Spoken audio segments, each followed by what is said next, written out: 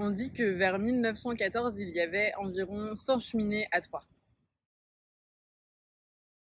Aujourd'hui, il reste environ une vingtaine de cheminées à Troyes, dont 18 en briques dans l'agglomération troyenne et 4 en béton.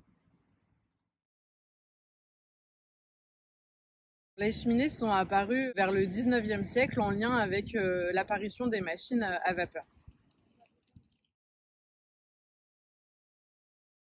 Dès le XXe siècle, les cheminées d'usine ne présentant plus de fonction et plus de réelle utilité, beaucoup ont été détruites.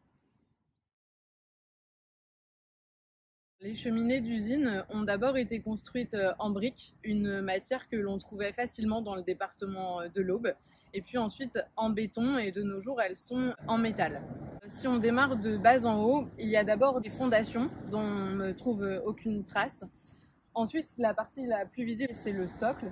Le socle, il y en a de différentes formes qui peuvent être cubiques, polygonales ou cylindriques, avec ou sans décor, avec des conduits, avec ou sans porte métallique.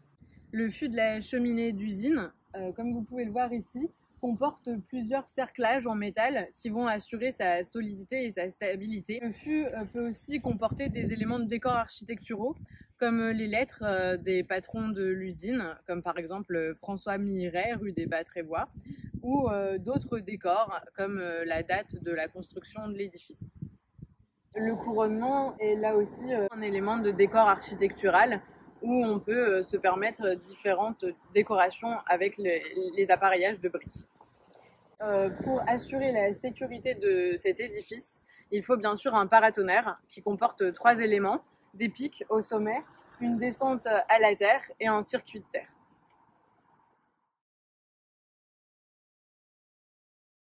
Alors la requalification des cheminées d'usine est parfois difficile car elles n'ont plus de réelle fonction aujourd'hui et c'est souvent très coûteux et elles peuvent être parfois menaçantes. Mais néanmoins, nous avons derrière nous un très bel exemple de requalification puisqu'à la fois elle a été très bien restaurée et aujourd'hui elle sert de ventilation au parking souterrain. Un autre exemple de requalification à la scierie UO à Saint-Julien-les-Villas où cette cheminée d'usine sert actuellement de relais d'antenne téléphonique. Alors, les difficultés de restaurer et conserver les cheminées d'usine sont multiples puisque aujourd'hui elles n'ont plus de réelle fonction, peuvent être parfois menaçantes et sont donc souvent dans ce cas démolies et elles sont aussi très fragiles. Donc il faut à la fois trouver une nouvelle requalification à la cheminée, mais il faut aussi trouver les artisans en mesure de le faire. Les cheminées d'usine constituent un patrimoine fragile et difficile à sauvegarder.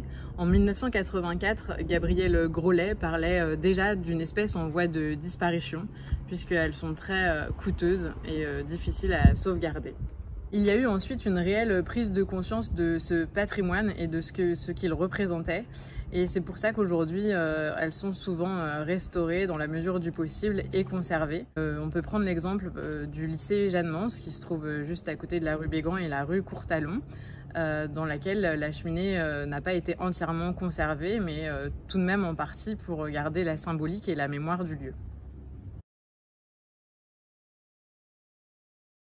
Bien, quand on se promène régulièrement dans Troyes, aujourd'hui on ne voit plus forcément ces cheminées d'usine en briques, peut-être parce qu'on passe trop souvent au pied et j'avais vraiment envie et pour but de les mettre de nouveau en lumière parce que ce sont vraiment des symboles de l'ère industrielle et qui font partie d'une mémoire qui est chère aux Troyens.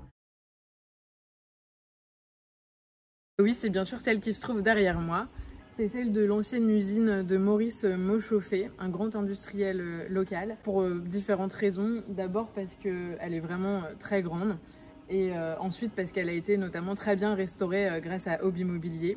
On aperçoit une partie de ses fondations et bien sûr là c'est vraiment le socle qui est polygonal avec un très bel appareillage de briques de différentes couleurs qui forment comme des colonnes. Et ensuite un décor de briques aussi au niveau du socle en haut. Bien sûr, il y a son fût qui est là aussi très haut et très large avec les cerclages et celle-ci n'avait peut-être pas de couronnement. C'est aussi ma préférée parce que bien sûr on y a trouvé aujourd'hui une nouvelle utilité qui est celle de la ventilation du parking souterrain. Une citation d'André Boisseau, un spécialiste de la bonneterie locale. Autrefois, le paysage troyen s'était peuplé de clochers d'églises du Moyen-Âge ou de la Renaissance. Au XIXe siècle, les bonnetiers troyens, élevés dans la religion du bel ouvrage, avaient eux aussi leurs clochers, les cheminées de leurs usines. Pitié pour celles qui subsistent.